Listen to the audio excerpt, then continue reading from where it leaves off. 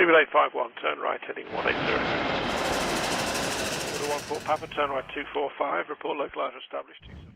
Delta, one of the more prominent carriers within the aviation industry, has been notorious for their ever-expansive portfolio of aircraft, and it's undoubtedly seen some overall reductions due to the emergence of the pandemic, as in the likes of 2019, the airline had way too many series to count. Today's coverage sits around that of their Boeing 757s and 767s, some of the most adored aircraft in their flying fleet, which have also been heavily talked about when involving the future of Delta within the industry. Since the pandemic first emerged, the fleet at Delta has always been heavily up for discussion, and I want to just reiterate that point. The consensus was that the airline had too many aircraft to fly during a pandemic, and also had too many aircraft types to keep a sustainable business model. Failure to adjust its modelling would have resulted in catastrophic losses. Now, this is something that was always going to be expected to a certain extent, but of course, at the very least, the reduction of aircraft types would have certainly aided them at a recovery to a certain extent.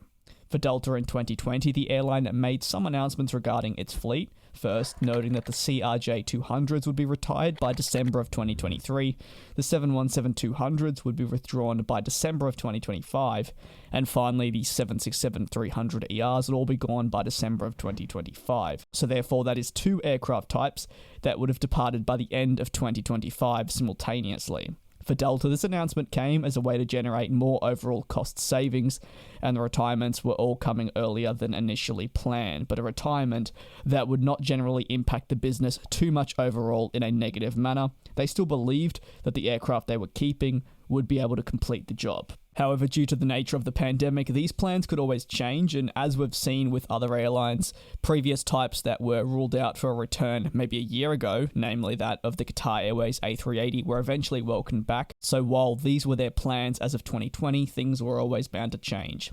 Thanks to a report by the Airline Weekly, which will be linked in the sources area of the description, these developments are following a webinar that was witnessed involving the president of the airline directed towards their pilots.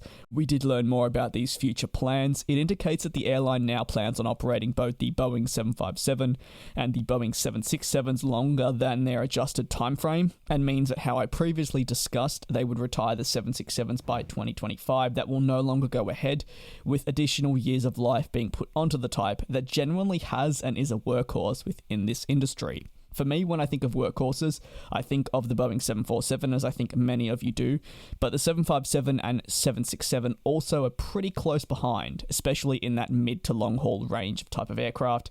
This is excluding your A320 and 737. At this stage, no new time frame has been given regarding the retirement of these aircraft, but we can expect to see them remain within the airline's operations for quite a while longer, and I'm sure many aviation enthusiasts will be pleased with that news. You might be curious as to the exact reasoning behind this decision. It's interesting, but the president essentially cites the lack of the mid-market clarity coming from aircraft manufacturers, with of course a massive finger being pointed towards that of Boeing. For Airbus, they have the middle of the market basically covered. Ultimately, there doesn't seem to be a fine-tuned plan for the future of the middle of the market sector with Delta. At the end of the day, they're not really happy with the options available to replace these 757s and 767s despite ordering the A321neo. To me, it still screams out that they are still looking for something like that Boeing NMA. It is expected. At the end of the day, every airline is different, but it's still most definitely worth mentioning. The reality is, though, we may very well see some of these aircraft flying even into the early 2030s, with the 757s being noted as the variant that could pass the year 2030. Now, what are your thoughts? They're pretty big developments. Some may have mixed feelings on these, but also at the end of the day, keeping 757s and 767s on longer is something that is hard to complain about as an aviation enthusiast, and I'm sure for plane spotters within the United States, this news will be very much welcomed, as it will give you a lot more time to go out and capture videos and pictures before they are eventually retired. Thanks very much for the continued support. It is greatly appreciated. Do take care, be safe, and I'll see you next time.